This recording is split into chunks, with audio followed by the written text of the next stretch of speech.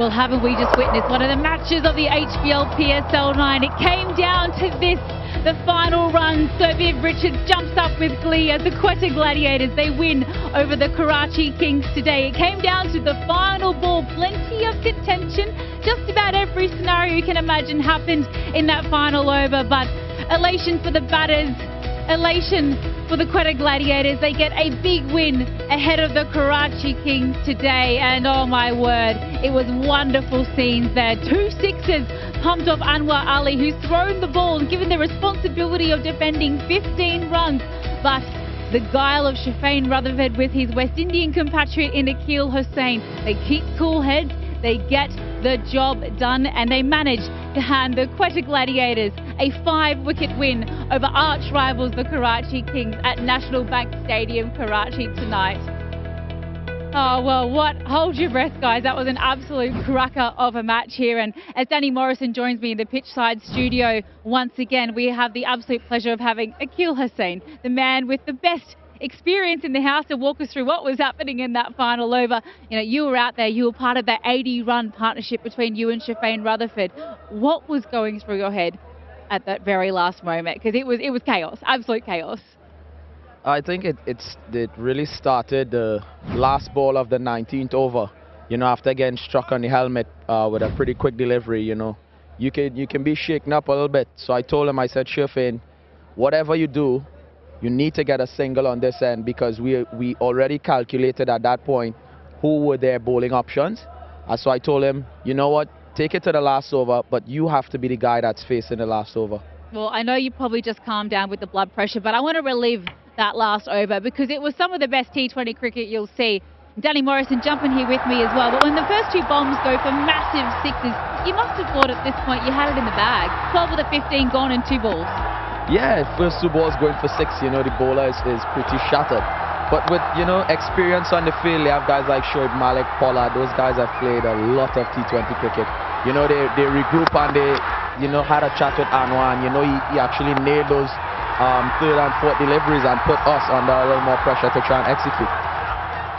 When I watch those situations unfold there, and you've got those experienced guys, you mean, Pollard, you know him very well. Tried to spoil the party, didn't he? He just slows things down. Is that part of his makeup all the time? Yeah, it is part of his tactic, I would think. Knowing him for so long, I think it was part of his tactic. And these things actually do work, eh? You know, it gives time to the bowler to settle down and gather his thoughts and be clear about what he wants to execute. And, you know, it sort of steals the momentum from the batsman as well, he's struck the first 2 deliveries for 6. He just wants you to keep running in so he can have that momentum and finish the game. Yeah, you love it. You live for those moments, right? That's what you do as cricketers. When they go well.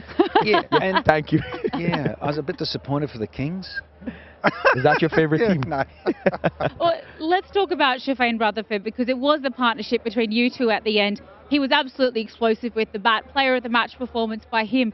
You had the box office seat in the house to watch some of those big bombs, but the sense of mind under pressure to get the job done, you know, how well was he hitting it tonight? He was hitting it absolutely fantastic. I know he can hit a big ball, but sometimes in these situations, it's just about reminding him that, you know, you're here, we're here, we need to take it as deep as possible. You know, let's not look at 10s and 12s, but let's play each ball on its merit and try and take it as deep as possible. Let's aim for anywhere around 6, 7, 8 runs at least. And then as it gets closer to the end, we'll try and take on those big overs. Yeah, he's hitting some absolutely massive maximums, which, you know, he is known for. He is an aggressive player, and he is the person that you want to come in a pinch moment. He had a lot of support from you as well, but, you know, you two obviously know each other very well, West Indian compatriots. What's the relationship like between you two? And you say you're kind of a bit of the calm head, where does he tend to get a little bit, you know, I guess it's in a pressure situation, anything can happen, but are you a cool, calm head? Yeah, I think I played that role today. Just making sure that, you know, listen, we want to be as calm as possible, but also not to put Shafin in a frame of mind that, you know, he doesn't trust himself. At the end of the day, you want to let him express himself and play free, and you don't want to take that away from him. So sometimes it's just about adding in a little cricket smarts. You know, last ball of the over, we've gotten, just to remind him how much we've gotten in the over. You know, knock one, make sure you're there for the next over. So it's just about mixing the information, and, you know, luckily it paid off today.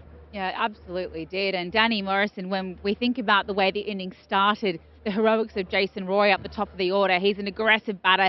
He went at breaking the back of the scoreboard chase in the first few overs. It was a very strong power play by what he brought to the table.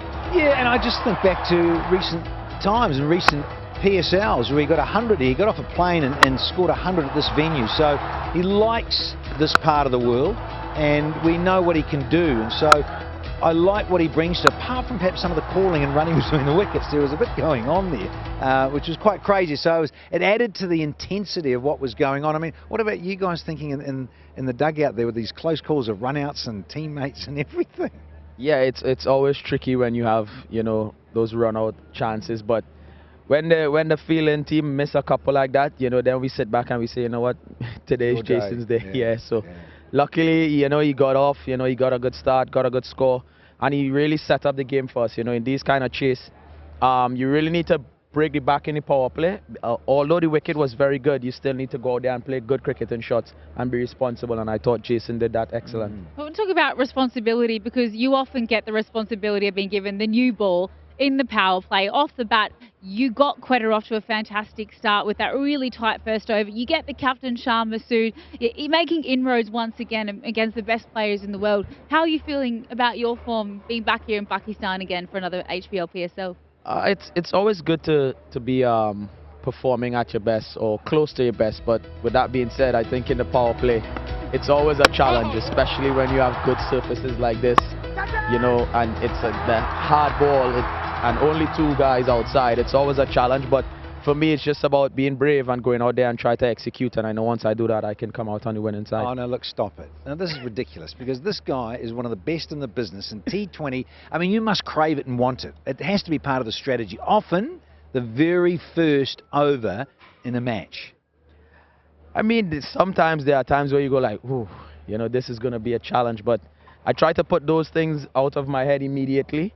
And yeah, sometimes you look forward to the challenge. You want to be, if you're vying to be the best in the world, you have to take on these challenges head on. What about a bit of swing? I mean, that's what it's about for you, isn't it? That's what I love about this in terms of the curve in the air, up against a right-hander and against a left-hander, very different. But talk me through a bit of that when you're up against a certain player, like say an explosive right-hander versus a left-hander that can improvise and do anything.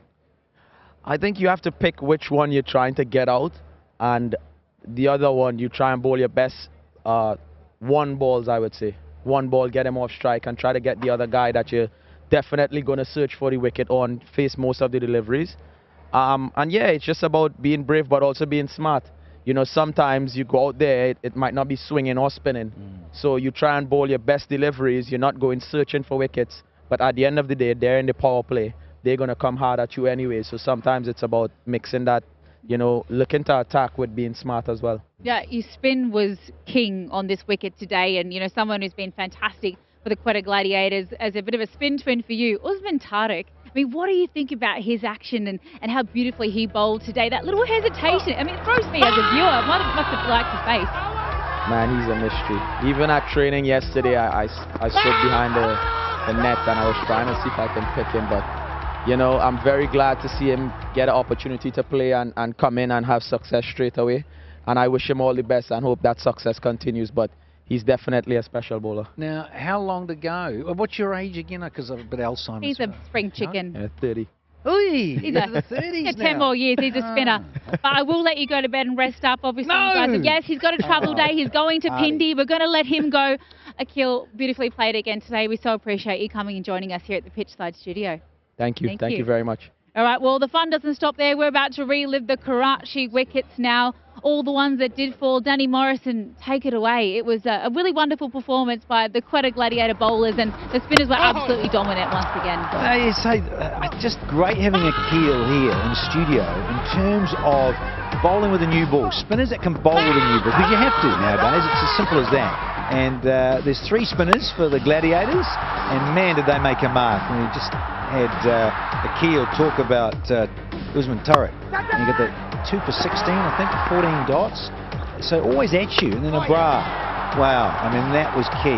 Really big moment in this match 16. And then, yeah, bit of spin.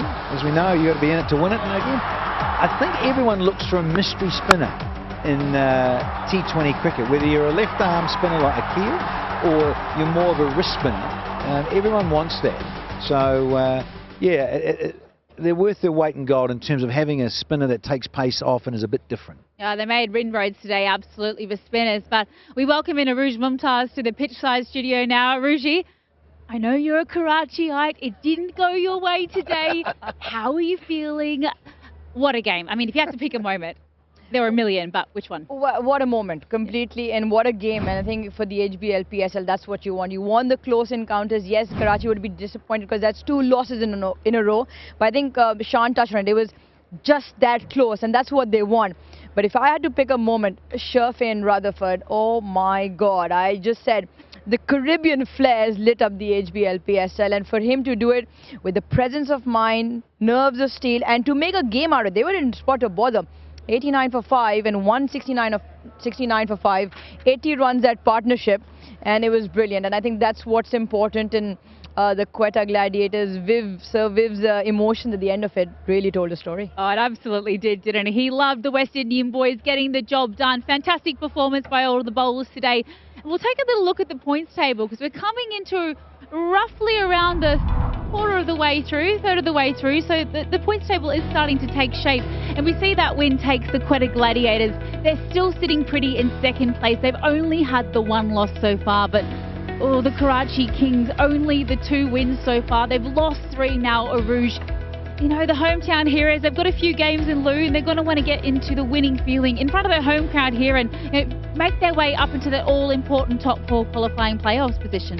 Yeah, I think Karachi had their work cut out. Yes, it's a rebuilding side, but you need those 2 points. There's no sort of excuse with that. They probably can look at all of the games and they've got a lot of moments where they've lost the game as opposed to the other way around, and I think that is important.